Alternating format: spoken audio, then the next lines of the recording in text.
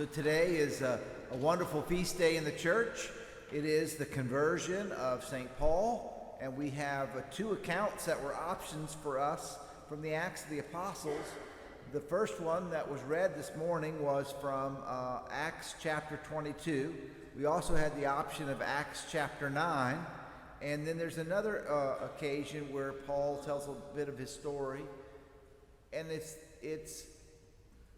these are big readings. That was a long reading this morning. These are substantial chunks of the Acts of the Apostles that are all dedicated to the telling of St. Paul's conversion. And when we started the focus that Bishop Kinnaman, the focus of his episcopacy in the Diocese of Biloxi has been this concept of being intentional about our discipleship. That being a disciple of Jesus is not simply being baptized and showing up at church. Being a disciple is a very intentional mindset of how I live my life and share my faith and want others to come to understand what it means to be a Christian, what it means to be a follower of Christ, that I have found something truly wonderful, beautiful, and good in my life, and I want you to have that. And St. Paul, that describes St. Paul. He's an intentional disciple, okay, to say the least, all right? And a big part of his self-understanding is his ability to reflect on where he came from and where he is now and where he's going. And so we hear that story of where I was, what happened to me, and now what does my life look like now? And so we hear this in the Acts of the Apostles. I'm a Jew, born in Tarsus, brought up in this city at the feet of Gamaliel, who was a renowned rabbi, teacher of students of Judaism. Paul's life goal and life understanding was a zealous desire to be a follower of the law. I persecuted this way to death, he says. The way. Jesus says, I am the way and the truth and the life. So Paul is aware of the fact that he persecuted the way of Jesus to death, binding men and women, delivering them to prison. And then on that journey, as I drew near to Damascus, around noon,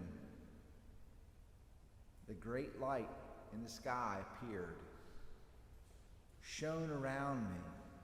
I fell to the ground. I heard the voice, Saul, Saul, why are you persecuting me?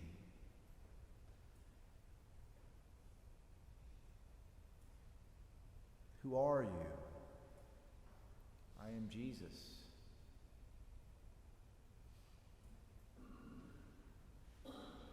This encounter with the voice of Christ, the encounter with the bright light that was so bright that it blinded him,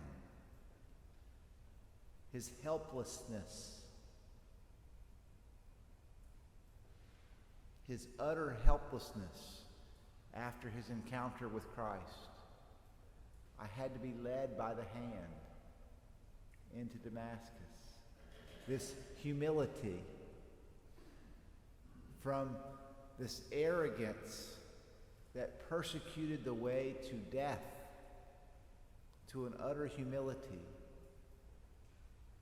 and a self-knowledge that Paul is coming to. And so we have Paul's conversion, him being baptized, and then this is the launching pad for his ministry. And Paul was so, to use kind of a colloquialism, he was so ate up with it, he was so ate up with it after that that, if you were around him, he was going to try to convert you. Because he had something beautiful and precious that he wanted everybody to have. Everybody. And it wasn't that Paul was in everybody's face. Paul was all things to all people. That's his advice to us, too. Be all things to all people. To the Jew, I became like a Jew. To the Gentile, I became like a Gentile. And so he learned how to speak to people. And one of the ways that he learned how to speak to people was through his own experience. And Paul met people just like Paul. What do I mean by that? Paul met people just like Paul who wanted to kill Paul because Paul was no longer a good Jew, okay? He met lots of people that wanted to kill him. And he understood. He did not hate them.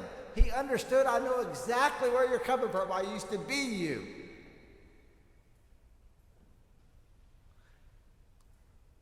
And how did he know that? Because he knew his story.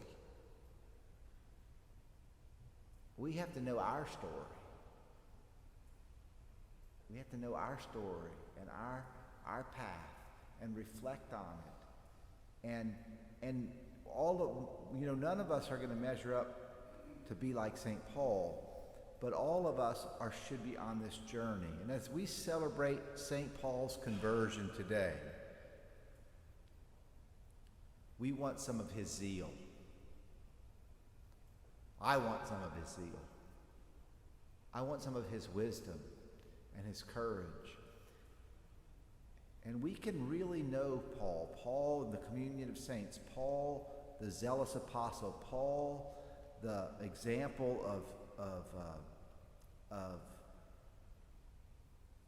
being very human and at the same time incredibly holy.